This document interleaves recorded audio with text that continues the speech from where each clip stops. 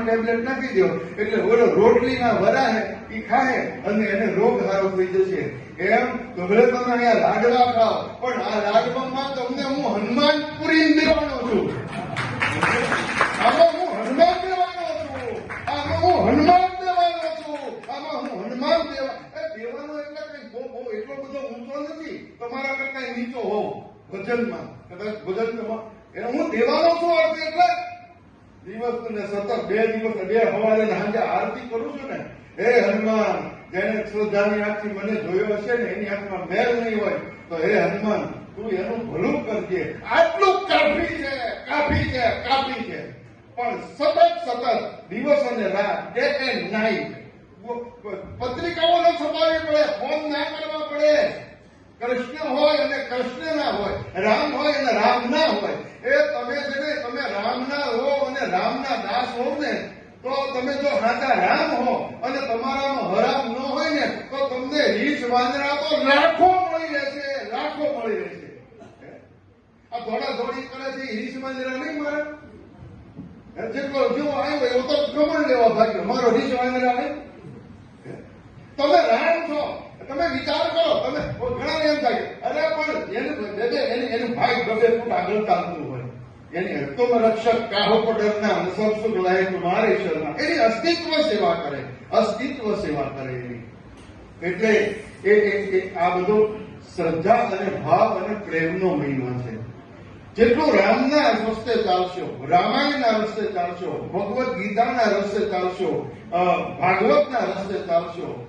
આપણે ત્યાં શાસ્ત્રોમાં એવું એક સૂત્ર છે, ધર્મની રક્ષા કરશો તો ધર્મ તમારી રક્ષા કરશે. પણ ડોંગરે બાપાને કેવું પડ્યું, દુઃખથી કેવું પડ્યું કે આજકાલ લોકો કૂતરા પાળે છે પણ ધર્મ નથી પાળતા. વિચાર અને અહીંયા તમે હારો ને તો એમ આપણને સુકન થાય એવા માણસો મળે, સુકન થાય એવા માણસો મળે. સારાની પૂજા કરો, જેમાં સારું પડ્યું છે એની પૂજા કરો. નાનું બાળક હોય એમાં સારું પડ્યું છે એની પૂજા કરો, એને આદર આપો. અને પરહિત સરીસ ધર્મ નહીં ભાઈ, બીજાનું હિત કરવા જેવો કોઈ ધર્મ નથી, જ્યાં આપણો કોઈ સ્વાર્થ નથી. અને મને અત્યારે અહીંયા બેઠા છે, અહીંયા એક આનંદભાઈ કરીને બેઠા છે, સાંભળો, આનંદભાઈ કરીને બેઠા. હું રામની પૂજા કરું છું, એની નહીં, રામની પૂજા કરું, નર્મદાની પૂજા કરું, આનંદભાઈની નહીં. એ માણસ આખા ગામને બધા આશ્રમને કેળા અને તરબૂચ નો તો આમ હાથ જોડાવી દે, એટલા ખવડાવે. એને કાંઈ જોતું નથી. અને હું તો ત્રીજે માળે રહ્યો અને આવો મોટો ખેડૂત હોવા છતાં એ આવો 50 કિલો લઈને ત્રીજે માળે ચડે. બાપુલિયા તરબૂચ, આ ફલાણું, આ ઢીકડું, એને ભગવાને અને એ કઈ કરવા ના કરે.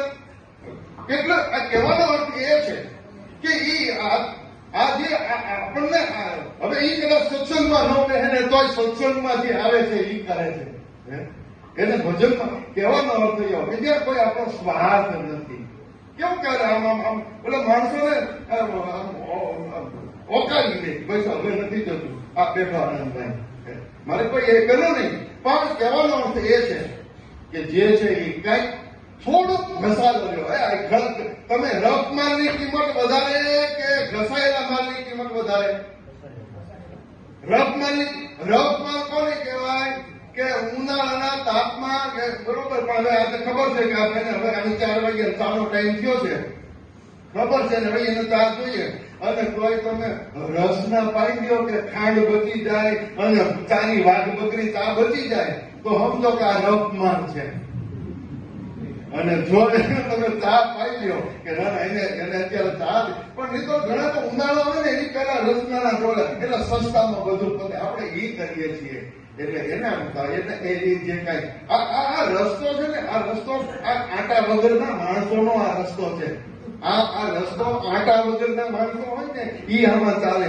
એક ભજન છે, જુઓ તમે ગાંડાની વણગા, જુઓ તમે ગાંડાની વણગા, નરસિંહ ગાંડો, મીરા ગાંડી, ગાંડી વ્રજની નાક.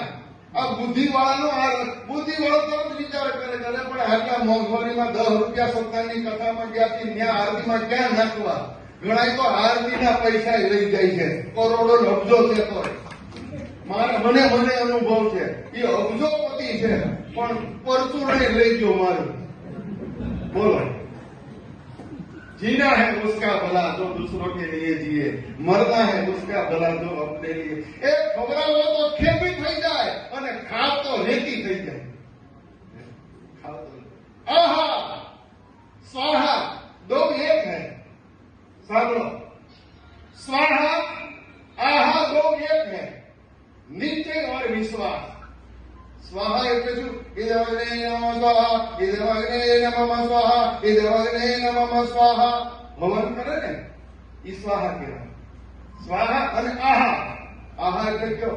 હા, એ ભાઈ હવે નહીં લાગવા હાલે હો, હવે નહીં હાલે. અને ઈ જે ખાય પછી હાથ ધોતા ધોતા જે વોટકાર ખાય, ઈ જે દર્શન તમે તમારા ખર્ચે જો ખવડાવ્યું હોય અને ઈ માણસ કોઈ વોટકાર ખાતો હોય ને, ઈ વોટકાર ઈ તમને રામ મળ્યા છે. હા, आहा स्वाहा एक है, नीचे और विश्वास. स्वाहा ते हरि तोषिए, स्वाहा કરો તો હરિ રાજી થાય અને આહા તે હરિદાસ. આ બધા હરિભક્તો છે. રામને માટે બધા નીકળ્યા. વહેલા 4 વાગે 3 વાગે ઉઠ્યા હશે. આ તમારું તપસ્યા ભલે આ એક દિવસની તો એક જ નહીં, પણ આપણે કઈ નહીં મામા કરતા કાળો મામો તો સારો.